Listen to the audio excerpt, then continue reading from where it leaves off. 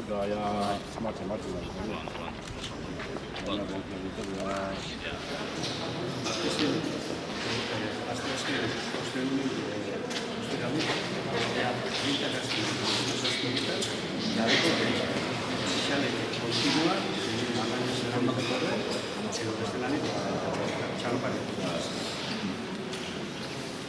Txalupak orduan edozein modutan Eroseo.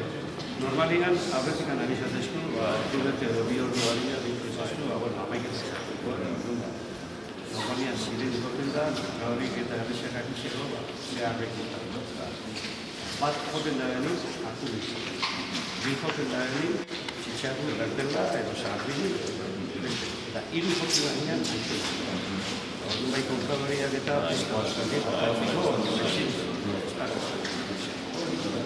eta subasta, orduan, zeo egiten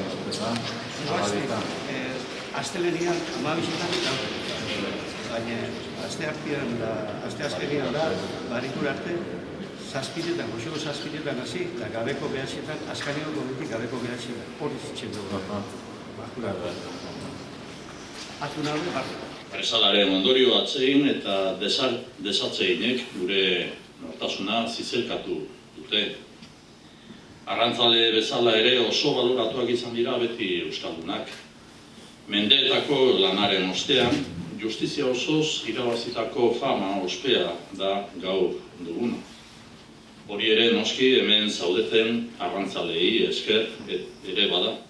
Ondarroko portu osatzen dugun guztiontzat bajurako arrantzaleak, alturako sektoreak, arrain erosleak, emakume enpakadoreak, guztiontzat portu honek izan duen aldaketa benetan garrantzitsua izan da.